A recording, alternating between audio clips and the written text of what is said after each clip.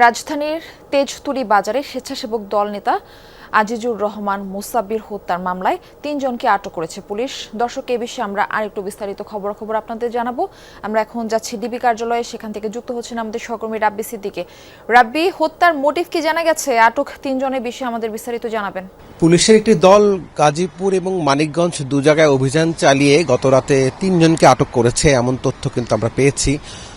এবং এরই মধ্যে একজনের নাম জিনাত, যাকে বলা হচ্ছে তিনি শুট করেছেন এবং সেই সাথে একজন পরিকল্পনাকারী। এই সহ ৩ জন কিন্তু এখন পর্যন্ত এই ডিবি কার্যালয় থেকে এই ৩ জনের গ্রেফতারের বিষয়ে নিশ্চিত করে কোনো তথ্য কিন্তু আমাদের দিতে পারেনি। আমরা বিভিন্ন সূত্র থেকে, আইনশৃঙ্খলা বাহিনী অন্যান্য সূত্র থেকে আমরা জানতে পেরেছি যে অভিযুক্ত শুটার জিনাত এবং সন্দেহভাজন পরিকল্পনাকারী বিল্লাল সহ ৩ জনকে গতকালই মানিকগঞ্জ এবং গাজীপুরে অভিযান চালিয়ে ডিবি পুলিশের একটি চৌকস গোয়েন্দা টিম তাদেরকে আটক করেছে এবং তারা কনফার্ম যে এরাই হচ্ছে এই স্বেচ্ছাসেবক দলের নেতা মুসাব্বির হত্যার ঘটনা একদম সরাসরি জড়িত।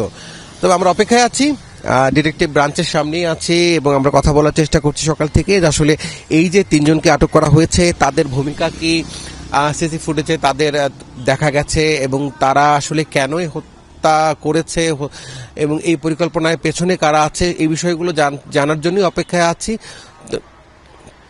তবে একটু বলতে চাই যে আপনি জানেন যে এটি একটি আলোচিত হত্যাকাণ্ড, প্রকাশ্যে একেবারেই সবার সামনেই আপনি দেখেছেন সিসিটিভির ফুটেজটি যে রাত ৮টার পরে কিভাবে দল বলে এসে একজন অস্ত্রহীন নিরস্ত্র একজন নেতাকে অতর্কিত হামলা করে এবং একেবারেই ৩ থেকে ৪ রাউন্ড গুলি করে এবং ঘটনাস্থলেই কিন্তু তিনি মারা যান।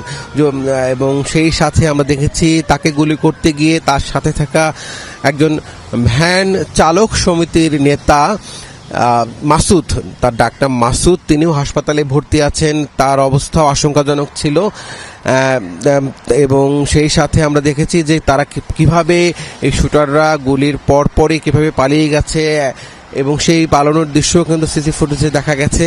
এবং এর পরপরই পুলিশের পক্ষ থেকে ঘটনাস্থল থেকে জানানো হয়েছে যে তারা মোটামুটি নিশ্চিত হয়েছেন যে কিভাবে ঘটনাটি এবং কারা ঘটনাটি ঘটিয়েছে এবং এই শুটারদের চিহ্নিত করেছেন সিসি ফুটেজ দেখে।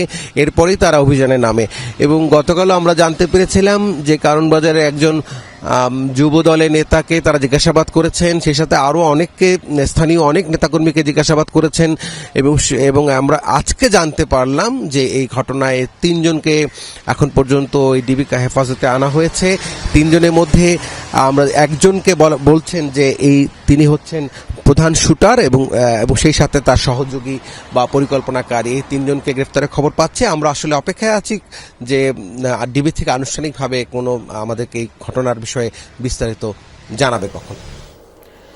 রাবি, ধন্যবাদ আপনাকে। আমরা দেখছিলাম সিসিটিভি ফুটেজে এই হামলার বিষয়টি।